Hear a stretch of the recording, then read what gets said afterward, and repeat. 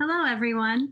Welcome to today's live broadcast, Cannabis COA, Understanding It and Why It's Critical. I'm Meg LaRue, the Group Editorial Director of Cannabis Science and Technology and Cannabis Patient Care magazines, and I'll be your moderator for today's event. We are pleased to bring you this webcast presented by Cannabis Science and Technology and the Cannabis Science Conference. We have a few important announcements before we begin. This webcast is designed to be interactive, and we encourage you to ask questions during the event. You can submit questions by typing them in the Q&A box, which can be found at the bottom of the video player. You can enlarge the slide window by clicking on the small icon in the bottom right corner of the media player. The slides will advance automatically during the event. If you have any technical problems viewing or hearing this presentation, please click on the question mark help widget in the top right of your presentation window. I would now like to introduce today's speakers. We are pleased to be joined today by Carl Christiansen and Sarah Ahrens. Carl is the CSO for True Labs in New Jersey. He leads the scientific and technological operations while ensuring True Labs' commitment to quality in the cannabis industry. He is focused on providing the highest quality data to customers in the most efficient way possible and is excited to work for an operation focused on integrity, ethical behavior, and scientific rigor. Carl earned his PhD in chemistry from Boston College, where his research focused on natural products derived from bacteria. He completed his postdoctoral research at the Max Planck Institute in Berlin, Germany, where he focused on the biochemistry of carbohydrates. Prior to joining True Labs, Carl started and ran a cannabis testing and processing facility in Vermont. Sarah Ahrens is CEO of True Labs for Cannabis, among the first laboratories in New Jersey fully dedicated to cannabis testing. True Labs is the first certified woman-owned cannabis analytical laboratory on the East Coast. Sarah entered the cannabis space out of a passion for eating healthy, buying organic, and knowing what's in the products she buys for her family. Uniting a successful business background and a lifelong love of science, Sarah leads a scientific team with more than 24 years of cannabis testing experience. She also serves as chair of the Laboratory Testing Committee for the New Jersey Cannabis Association, advocating for best practices and safety in the Garden State's emerging cannabis industry. Thank you both for joining us today. Please get us started. Thank you so much for that introduction, Meg. And I will go right to the next slide. But, at True Labs, we're very dedicated to transparency and believing consumers have a right to know what's in the products that they consume and that they have a right to safe, quality products. Meg mentioned something about this in my bio, but I'm really passionate about understanding what's in the products I buy for myself, my family to consume. And it's this passion that really helped fuel the idea to bring product transparency to the New Jersey cannabis market and to start True Labs. It's really important that consumers and operators alike understand how to read a certificate of analysis, which is the topic of our presentation today. A certificate of analysis, also known as a COA for short. And we're really happy to be here to help increase this visibility and awareness around cannabis lab testing. So we're excited to be here today, sharing our thoughts and expertise with cannabis consumers, retailers, and producers alike. And as we have a broad audience today with varying levels of COA awareness, we'll start with some of the basics. And then Carl will take us into more of a deep dive into some specific details. So why is cannabis tested in the first place? Well, it's really simple. Cannabis is tested for quality and safety purposes, just as products from a pharmacy, a grocery store, a liquor store, they're all tested. So think about dosage guidance for prescriptions or nutrition and ingredient labels on food and proof statements for liquor. Cannabis is tested so the consumer is not only aware of what they're consuming, but also that particular products are verified safe for human consumption.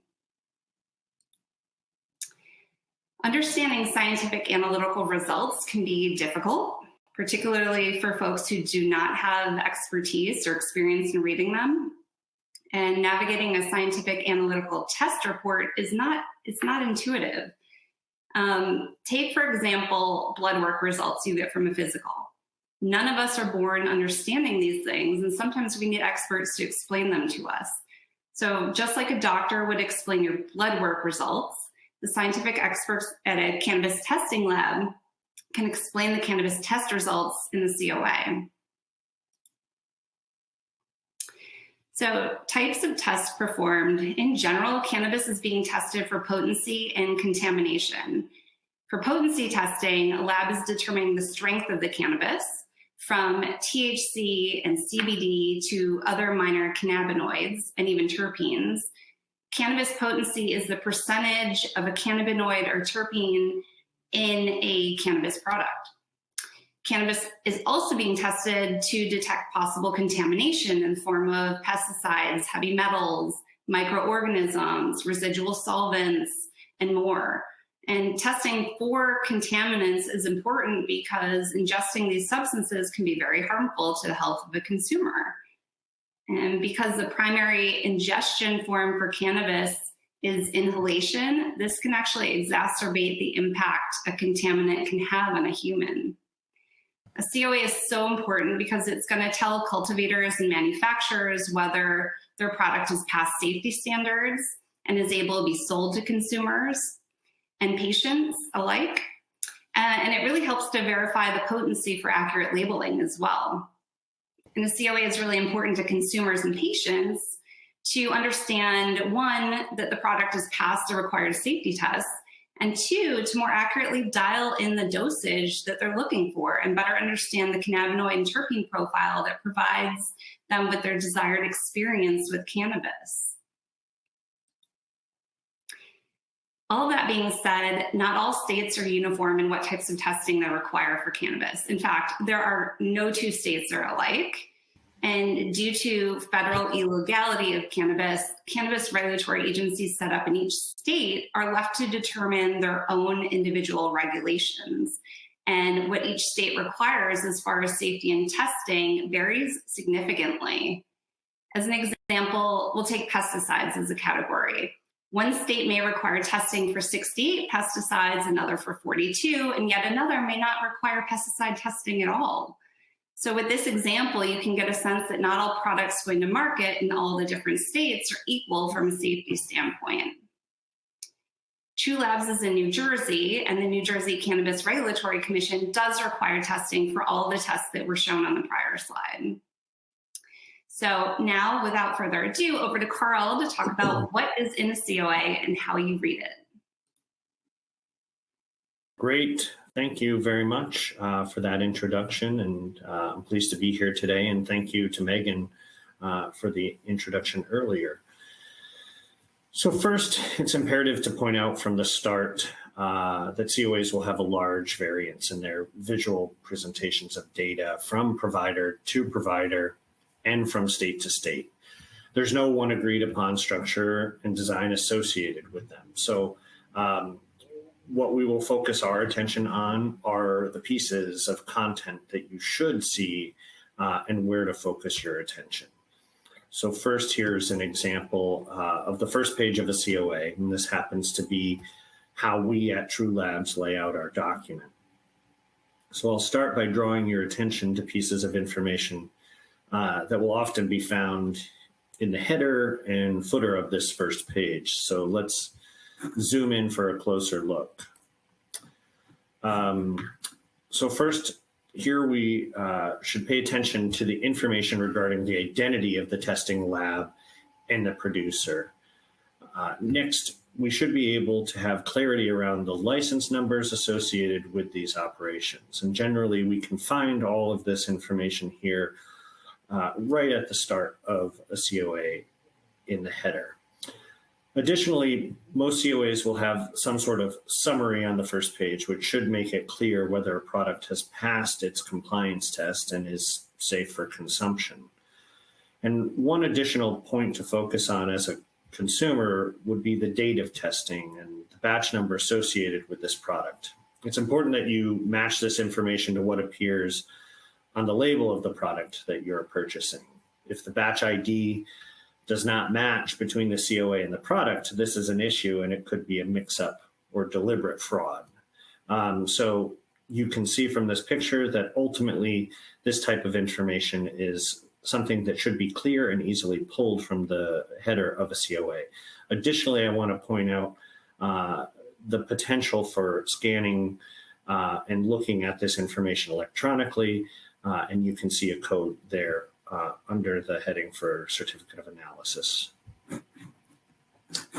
All right, so next we'll look at the footer of this particular COA, but in this section you may find information like the accreditation status of the lab and the certifying body. This will help you understand if the lab is operating with the necessary accreditations or even if they have gone above and beyond what is mandated in that particular market. Different states have different requirements. Additionally, you should be able to see the responsible member of the laboratory that is signed off on this document. Here you see my name and signature. So in summary, you'll want to look for basically the who, what, how, and when associated with a product. And usually all of this information is found on the first page of most COAs. So who are the important players? What tests were performed? How were the analyses performed? With what methods? And then when was the material submitted for testing? So all of this becomes important right away, and you should be able to find that at the start of any COA. So now I'm going to focus on some of the common terms that you might come across and find on a COA before we jump into a discussion on some of the individual tests that are usually performed. The first terms that you may come across are LOD and LOQ. So you will typically see these as part of the data reports for various analytes that have been tested. And they stand for limit of detection and limit of quantitation. So these are terms that should be shown on all COAs, and it just may be something, though, that is completely unfamiliar to those who do not have a scientific background. So let's dive into them a little bit here. So LOD is limit of detection. It's typically a number that illustrates how little of something an instrument can measure. So if there's a very small amount of material present, how much can the instrument detect before it simply cannot measure it at all? The LOQ, limit of quantitation, is a number that corresponds to how little the instrument can measure reliably.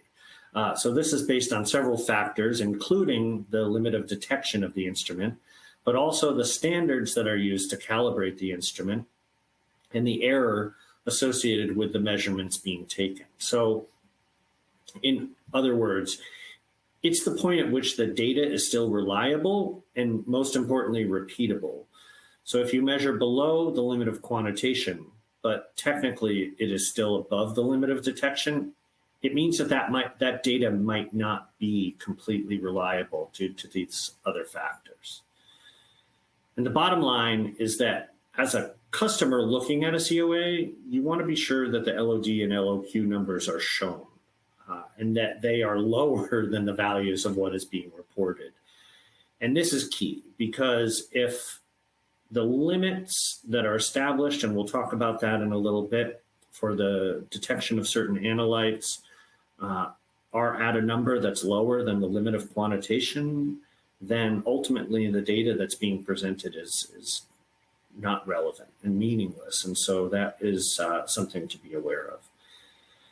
So if the COA does not have these values, it certainly is something that you might want to ask for to ensure that the data is legitimate and meaningful. Okay, so now let's talk about percentages and mass.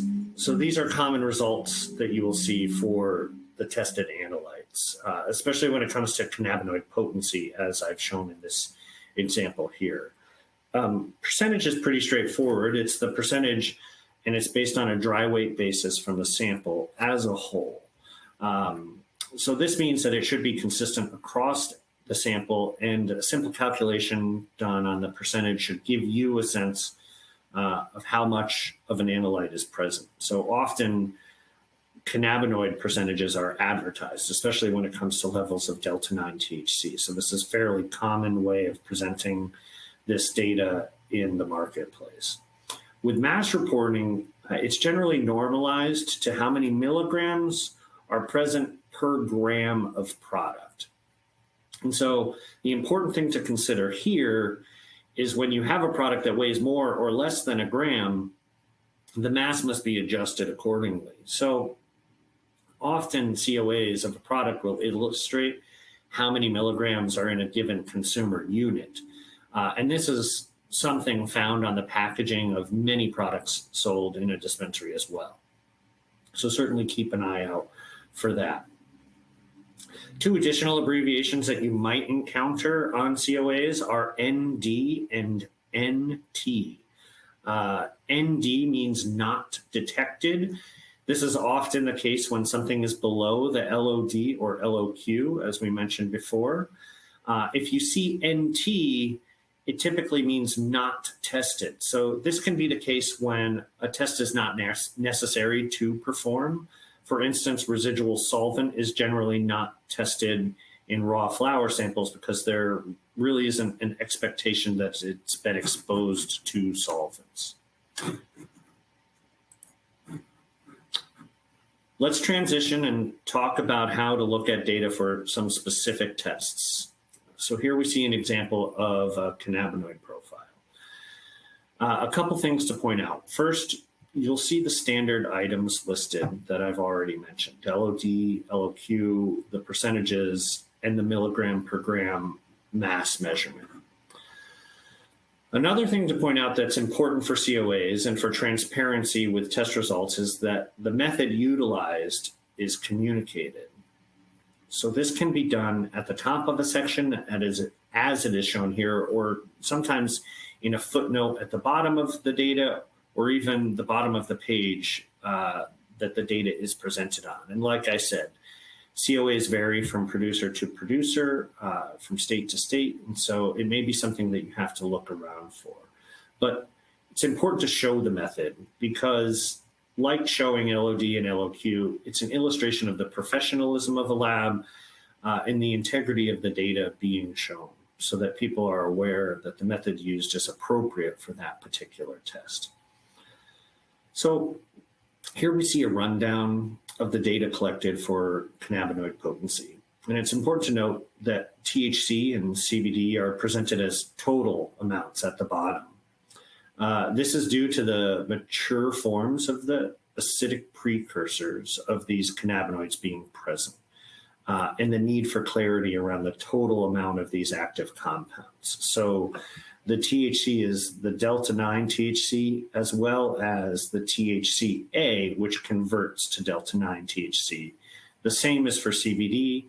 It's CBD plus the conversion of CBDA. We see this for other cannabinoids as well that have acidic precursors, but typically because of the legality associated with THC percentages and in both recreational cannabis as well as hemp, we see often THC and CBD stand out. Also notice that the calculation for how this is done is shown. Again, this transparency points to solid and reliable data. So different COAs may show graphical bars, pie charts, or even just numbers, but ultimately it's all going to illustrate the same information to the customer. So that's a general overview of cannabinoids, and this is often one of the most important things that people will consider when looking at a COA. Here we see a terpene report. So similar to cannabinoids, it's important to point out that these types of potency tests are not pass-fail. So meaning they're informational about the product. And that's why so much data is usually presented right up front. Unlike many of the other tests that are presented, we will often simply see a summary on the front page and a designation of pass or fail right at the get-go. But with cannabinoids and with terpenes, people are interested in really what all of the different analytes are, in what percentages they are present in the sample, and part of this is because this really affects people's experience with their products. So in this example, you can see that many terpenes do not even register in the analysis. And this is because the number of cannabinoids and terpenes will vary significantly from product to product and between different providers. So these tests are not typically regulated by which metabolite must be reported. So labs will often test a wide range of these compounds in order to illustrate what is present and in what abundance. All right. So here we see our first slide with pass-fail designations, and we're talking here about a pesticide screen. So for all the analytes focused on health and human safety, limits exist, below which the product would be deemed unsafe for human consumption, resulting in a failure for that product. So it's important to note that even if just one of those analytes is above the limit, it's going to be a failure for the entire product. So this is why health and safety tests are often summarized on the first page of the COA, as we showed previously. Mostly, this data and the detail around it are not that important to consumers in the same way that they may be interested in the varying amounts of cannabinoids and terpenes, because the interest isn't how much of any particular pesticide is present, but did all of the tests come back below the allowable limits? So one thing that's important to note is that the identity and the limits for pesticides and various other analytes are currently established by each state independently, and Sarah alluded to this previously. Lists vary greatly between states, and some of the limits differ significantly as well. So this might change over time, but currently there's no agreement about what compounds should and should not be tested and how much of them should be allowed. So ultimately, you can look and go through these numbers, and COAs will typically show this data on pages beyond the first page of the COA. And out of interest, you can look at the identity of different pesticides that are tested, the limits, the LOD, LOQ for the instrumentation, the method identity. But in general, a summary should be available on the first page that puts a customer at ease, stating that this material has passed the screen for pesticides.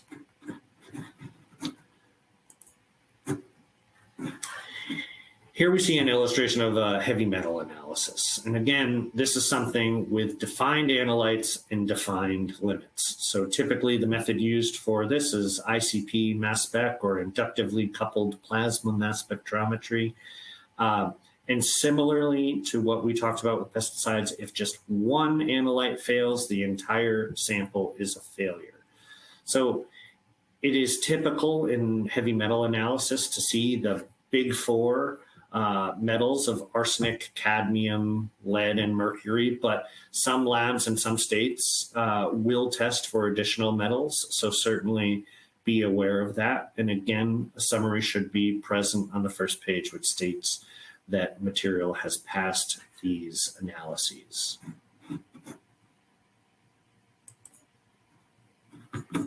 Okay. Now, I'm going to talk about testing for microbes, and there are several methods to be aware of. Some states mandate specific methods, while others leave it to the labs to determine. And beyond the question of which method, there's also a wide range of tests performed under this category, and the targets vary widely from state to state. So ultimately, microbial testing is something you will most likely see, but more than any other analyte, this can be something that varies drastically. So the important thing is to take and assess the data that is present, and certainly to understand whether it has passed these tests. So ultimately, I'm going to summarize the two most widely used methods for microbial tests. The first shown on this slide is qPCR. This stands for quantitative polymerase chain reaction. And this test is basically just a measure of the genetic material present from these specific microbes. So the best use for these tests is typically to determine if a microbe is present or absent from a sample. However, determining the size of the population of a microorganism typically requires a more direct measurement for the population count. We'll get to that shortly. Perhaps the most important test to look for with qPCR testing is for the presence or absence of Aspergillus species, and that's shown on this slide in particular. So these fungal molds present some of the most harmful microbes that are known to be present in cannabis products, and so it's very important, in our opinion, to test for these. Although currently some states are out there that do not regulate the testing for Aspergillus, but certainly I want to put a plug in for stating that should be a test that's performed. The next approach to microbial testing is culture-based methods. Oftentimes you may hear people call this plating. Plating is a form of culturing or growing the microbes out on a media, so something that provides them nutrients, and you grow, and then you can see how large their colonies are. So these tests more directly measure the population of various classes of microbial species, and specifically, you'll see the data reported as CFU per gram. So this stands for colony forming units per gram. And basically from this, it's established how large of a population of the microorganism are present in the sample. So this is well established microbiology, and the techniques have been around for a longer period of time than the qPCR. And so this is one way in which people test for microbes, and do so in a way that's focused more so on the size of the population. So the benefit of a PCR test is that they can be very targeted for specific pathogenic microorganisms. And when I say pathogenic, I mean disease causing. So not all forms of microbes are as dangerous as others. And so it is nice to be able to differentiate some of the very specific pathogenic species like the Aspergillus species over more benign microbes, whereas the culture-based approaches provide more of a broad screen for similar types of microorganisms. Now, the bottom line is that many of these tests that are specific to cannabis are still being developed and refined. So ultimately, the types of preferred methods and targets that we test for may change in the next 5 years, but assessing the data for a customer will ultimately be the same. If a product fails any of these tests that are mandated within a state, with either method being used, whether they're required or whether the lab has chosen to use a particular method, it will fail its compliance test and should not be sold to consumers. So even though there is some complexity here in microbe testing, the result ends up being the same. If it fails, the whole product should fail. All right. The next thing we'll talk about very quickly are mycotoxins. So these are toxic compounds produced by the Aspergillus species, that fungus that I mentioned that's often can be found in cannabis. So again, we're seeing some themes here, but different states regulate compounds differently, with some having strict limits per toxin and some looking for an overall count of these various toxins. But no matter how it is regulated, this test again would result in a failure for health and human safety should it test over any of these limits. And this is an important test to do, as many people that are immunocompromised can suffer from the effects of being exposed to mycotoxins. Residual solvents. This is not typically performed on flower, but any material that is the result of oil extracted from cannabis should undergo a residual solvent analysis. Solvents are typically used to extract the various compounds from the cannabis plant and to allow for formulations of numerous consumer goods, from vape cartridges all the way through to edible compounds and the like.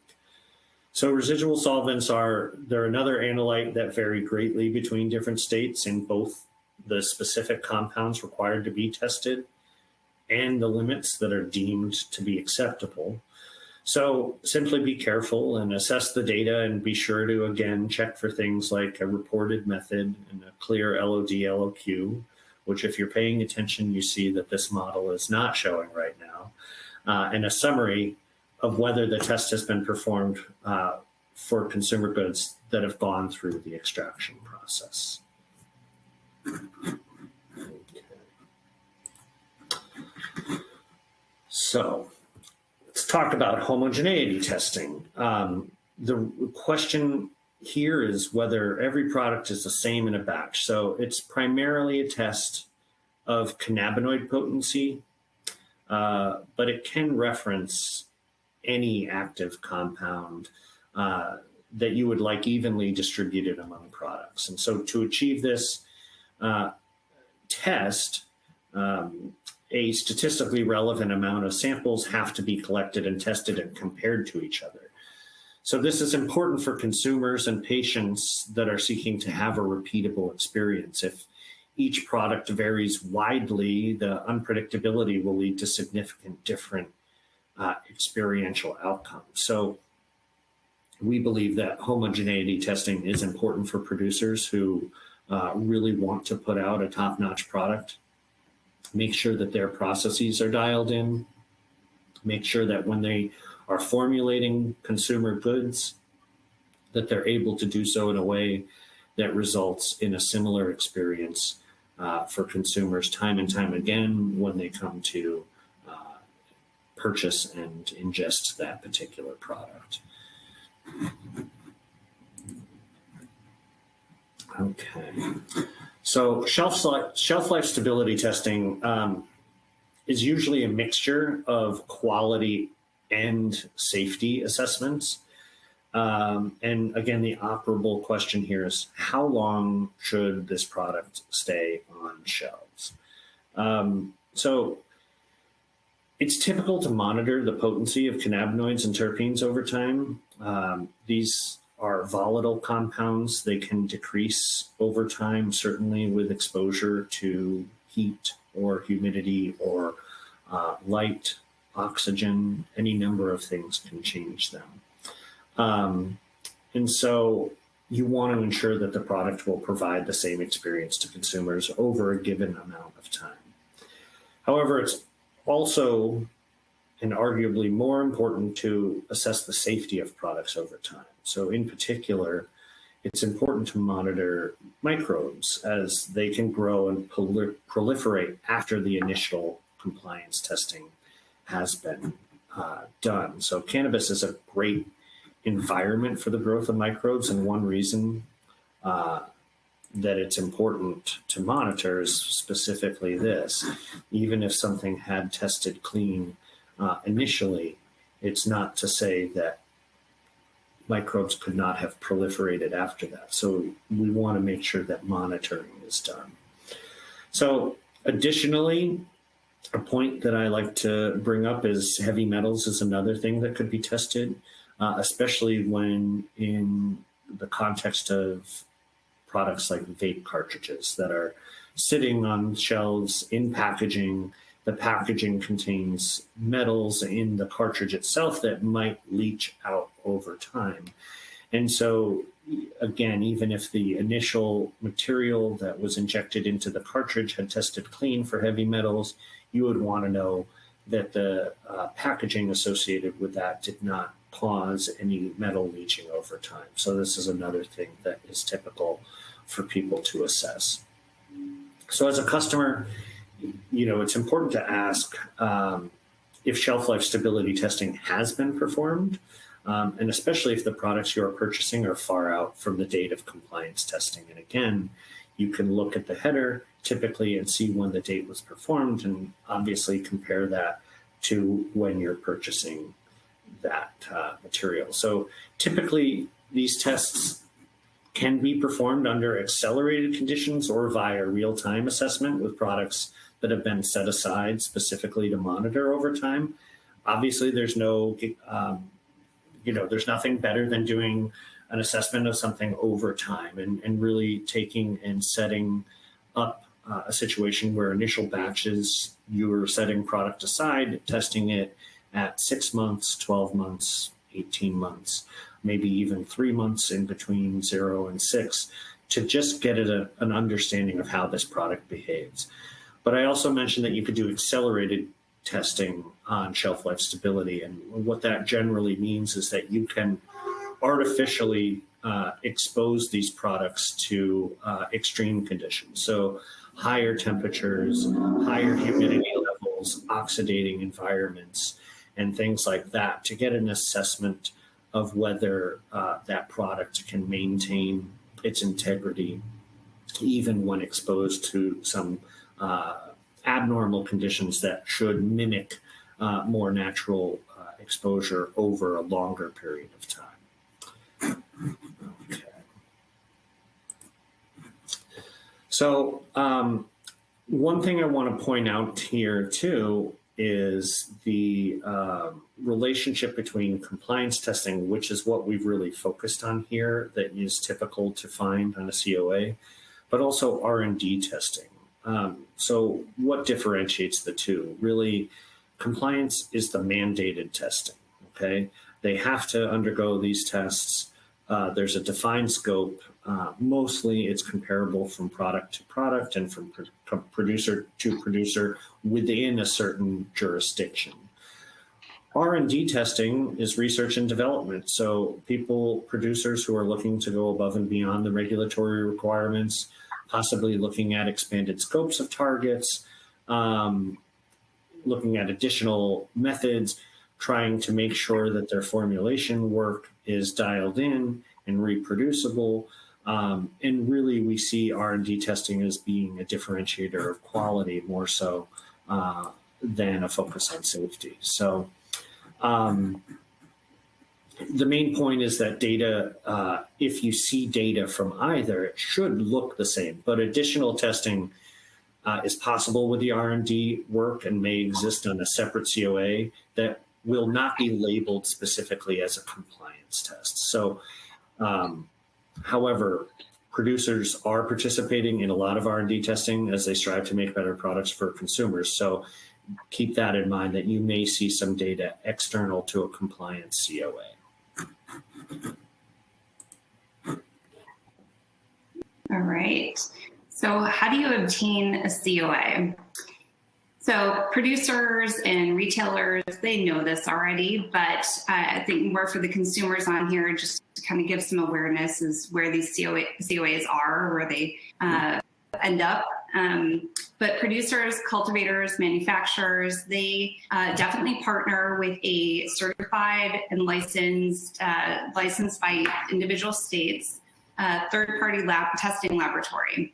And when they have this partnership, the producer will submit a sample to the laboratory, and the laboratory will run the tests and in return provide the producer with a COA from the lab. And as far as retailers go, and dispensaries, some are vertically operated in conjunction with cultivation manufacturing facilities, but then some are independently owned and not affiliated with cultivation manufacturers. So depending on their association will depend on how they obtain the COA, but it can either be from the parent company doing the cultivation, or when they purchase the product to place in their retail dispensary stores, it would certainly come with the certificate of analysis as a requirement. So really, this slide is more focused on understanding where consumers and patients can obtain the COA from. So there's a couple ways, and actually there's ways that aren't even mentioned on here, which I forgot to put on the slide. But one, you can ask for a COA at your dispensary. Just ask for it. They should have it on file either digitally or in print, and be able to kind of take you through it and give you access to look at it. Sometimes the packages themselves actually have a QR code on them, like this one you see here, where you can scan it with your mobile device, and it typically links to the actual COA itself or a summary of the results, which you can drill down and see more information on. But what's not on here also is that sometimes the cultivators and manufacturers, they actually put these COAs on their website. So consumers have easier access to see this information. So you might want to check out the producer website as this information may be readily available on there. But another way as well is some states may actually have a state-operated website where they give patients and consumers access to these COAs as well as a centralized point. That's probably less common, but it is a possibility, and it has happened in some states. So that concludes our presentation about how to understand the COA, and there's been some questions coming in, and we're definitely happy to answer these questions. Meg, do you want to kind of take us through? Yeah, absolutely. Thank you both so much for that informative presentation. Before we get started on the question and answer session, I would like to remind our audience how to submit questions. You can submit questions by typing them in the Q&A box, which can be found directly below the video player. Our first question is, in your opinion, what is the most important thing for consumers to look for or ask for when purchasing smokable flower from a dispensary? And also, what should we look for when purchasing edibles or gummies? Great. Thank you for that question. So, yeah, I think, the most important thing to look for is kind of what we talked about, right? Make sure first that there's a COA present, make sure that the dates make sense, and then make sure that the batch numbers are in alignment. Additionally, you want to look for specific tests that would be appropriate. The second part of that question referred to consumer goods and potentially vape cartridges. So you want to look for residual solvent tests on some of those and things like this. So really just be careful about going through and making sure that everything is as it should be and that you're seeing the data that's appropriate and that the dates match up. So Sarah, do you want to add anything to that? No, I think you got it. Great. Yeah. Okay, what do you think about vape cartridges and the danger around heavy metals leaching out over time? Yeah, I see this as a big issue in our industry. I think it's important to acknowledge that with the lack of federal oversight, it also means that we don't necessarily have the strict control on manufacturing processes. So it's not ensured that producers are CGMP certified and things like this.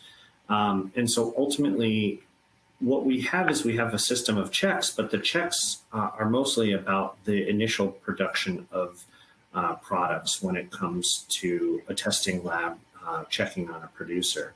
But we need to be aware of the fact that some of the packaging and some of the materials used for products like vape cartridges matter just as much. So though the oil may be clean, it could be a lower quality amalgamation of metal associated with a vape cartridge, and that could deteriorate relatively rapidly under the conditions of being within a vape cartridge with exposure to those chemicals and ultimately leach metals out over time. So, in general, I think that it's important that as the field continues its maturation, that we start to see people take more seriously some of the additional testing outside of just the products themselves, but some of the support material that's utilized. Yeah, I would add to that. Sorry, I would add to that too. I mean, I think it comes down to understanding what kind of manufacturing processes the actual cartridge producer, not the cannabis product producer, right? But the device itself, the cartridge producer, are they following good manufacturing processes and procedures? Have they thoroughly tested their product? And so, as a cannabis manufacturer, that would be something definitely to make sure is checked for. I know New Jersey actually has requirements around that for manufacturers to ensure as well. That's a good point. Is LOQ expressed as a confidence interval? So, ultimately, labs need to take into consideration these types of things, and ultimately, errors associated in confidence intervals are things that are part of the internal workings of a lab. And though you may not see that on COAs, it's important that if you're concerned about that type of information, that you reach out and talk to testing labs themselves to get a better sense of their data.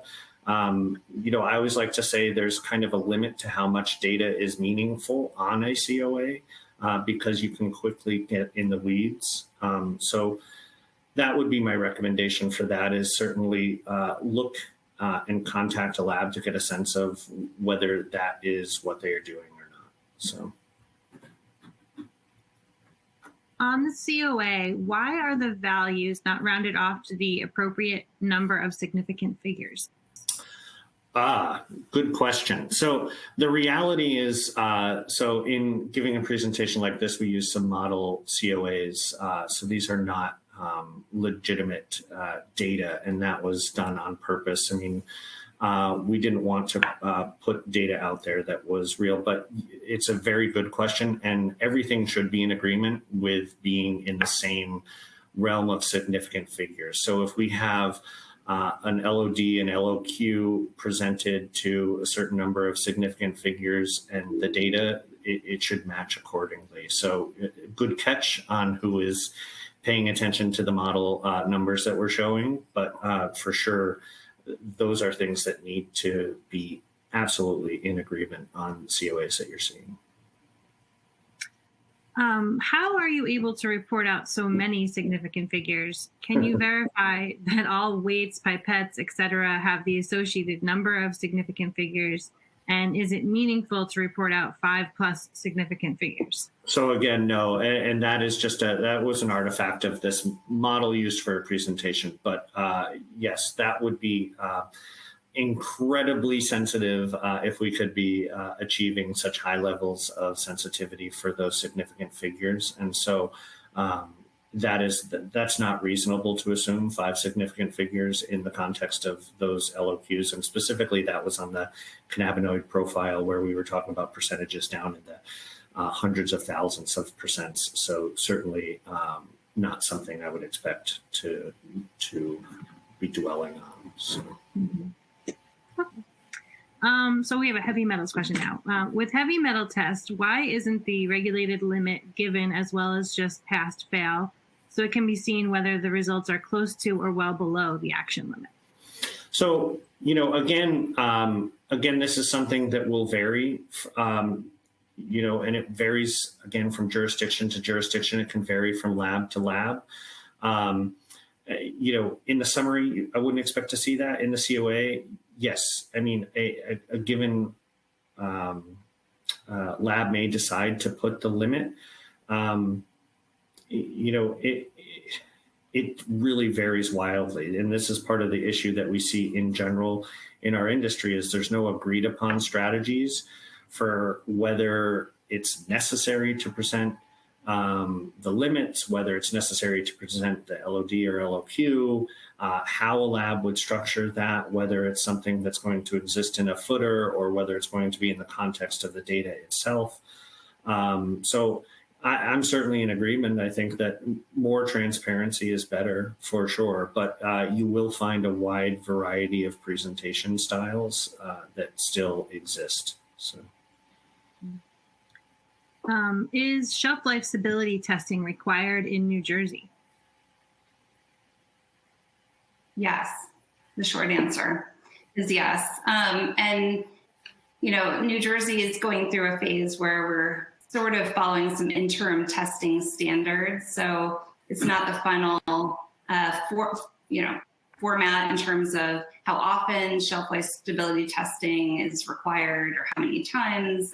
Is it for every batch? Is it maybe for the first initial batches that come out of a specific product from a specific manufacturer or cultivation or flower from cultivation? But so it's to be determined exactly what those long-term testing standards will be for New Jersey around shelf life stability testing. But the short answer is yes, it is required right now. So you guys have not, this is a short presentation, but you did not get to address the low integrity of some third-party labs, which have been known to misrepresent the chemical content of some products. How does the consumer know the lab is honest and technically capable? Megan, that is a challenging question, really. So how does the consumer know? Well, we've tried to give you some hints in order to kind of look, and that would be, are they a certified lab? Are they presenting their methods? Are they showing their LODs and LOQs? Things like that are good quality indicators for what the lab is doing. But ultimately, I think that the consumer really does not have much beyond those clues from a COA. And really at that point, it comes down to the regulatory body that is overseeing the labs and the governance structure that the states are putting in place to ensure that labs are getting certified, that they're doing proficiency testing, that they're participating in round robin analyses. And these are things that are so often behind the scenes, but it really is pointing to the continued need for maturation of the regulatory structures associated with governing these labs. Sarah, I don't know if you want to speak to that a little bit. Yeah, but so each COA, it tells you who the lab is. You can Google the lab, you can look up their website, you can read about them, you can see how involved they are in the market, perhaps. But it's also should be public knowledge if there's been any adverse events related to this lab, either in the news or on the state regulatory website. There should be some transparency around that. So if you see that a lab in a state has been sanctioned, that's probably a bit of a red flag that maybe you might want to kind of dig into the data a little bit. But it takes a little bit of due diligence. For sure. It's not as easily detected from a consumer standpoint just by reading a COA. Mm-hmm. Yeah. Good point. Do states require labs operate under GMP? Probably varies, I'm sure. Yes, typically there's variability in what states require. Certainly the states that I have mostly operated under, I have not seen a requirement for the labs adhering to GMP standards. Typically ISO 17025 standards are specific for laboratory testing. GMP standards I have seen for producers more so. It's not, there's such a wide variety of regulatory control that exists. So I have not seen GMP as a popular one for labs, though. Sarah, do you want to add anything or no? No, I mean, the more it's, instead of GMP, the more popular one, I should say, since we're saying popular, but is ISO 17025 accreditation. And that is more of a cross-state industry standard requirement for analytical testing labs. And not just cannabis testing labs, but labs in general. We actually have a question about that. Do you think that ISO 17025 laboratories are a reliable source of COAs, and who inspects those labs? So, yeah, that kind of goes back to what we talked about how to identify. So do I think that ISO 17025 labs are reputable? I mean, I would like to think so, yes. But it really comes down to the oversight, the regulatory oversight. And ultimately, as these regulatory bodies are rolling out industries, sometimes it can be that they just don't have the bandwidth for the regulatory oversight that it should be required and is necessary for a well-operating industry. So, I tend to be an optimist, so I'd like to say that, if a lab is going through the process of setting up and being a watchdog and going through accreditation, that they should be reputable. But you really need to make sure that ultimately you should ask some of those questions. Ask it of the regulatory body for your particular state. See how the labs are policed outside of just getting a certification, because there's a lot of time for labs to operate in between assessments and audits. That if they were not reputable, there's room for them to do less than stellar work. So we also have a question on some of the methods and standards that you guys are using. So are these standard methods that everyone uses, or are they lab specific? If they're standard, who publishes them? And if they're lab specific, what oversight is present to ensure suitable validation / performance? Yeah, so, what oversight is present? There's not a lot right now. Are there standard methods? Well, as little as 5 years ago, the answer was absolutely not. But now there are more and more methods that are being published as standard. And it's asked, where's the accessibility to some of these standardized methods? Well, I'd point people to AOAC as really arbiter of established methods that are reproducible and reliable methods. But back to the question of whether people are using standard methods. Well, in the news recently, we've definitely seen that California has made a push for a standardization of methods. But I think overall labs typically push back, at least at this point, on a lot of standardization of methods, simply because there's nuance, there's variation, whether it comes down to the specific piece of instrumentation, the specific model of instrument that you're using, the specific column that you're using, for your analyses. There's so many variables that make the use of a standard method pretty difficult. And so ultimately, I think that there were a lot of variability, and we're seeing less and less variability on methods as this industry matures and as people have more and more experience working with these matrices.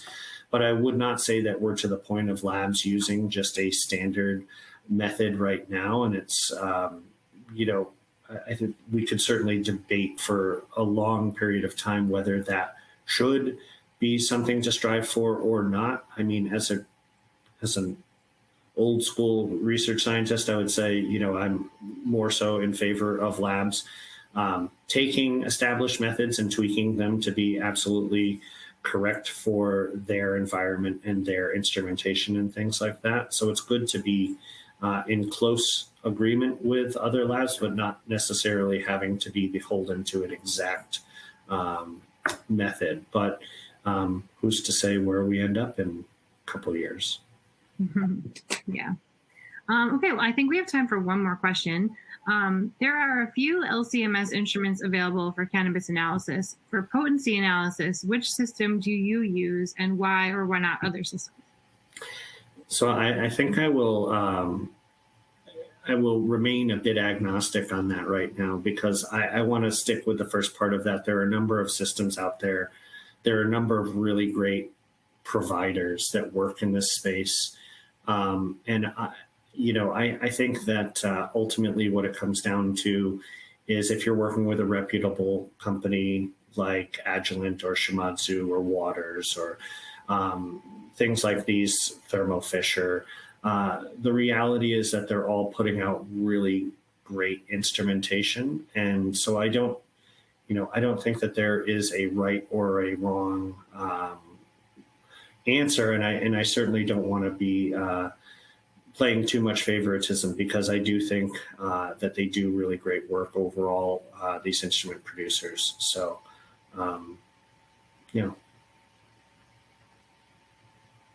Fair answer. All right. Well, thank you guys so much. Unfortunately, we are out of time. I want to thank the audience for attending and for participating in today's event. We'd also like to ask everyone in the audience to participate in a brief survey. The survey will populate automatically after today's presentation has ended. You will receive an email alerting you when this webcast will be available for replay. We invite you to forward that announcement to your colleagues who may have missed today's live event. Thanks to all for joining. We'll see you next time. Goodbye.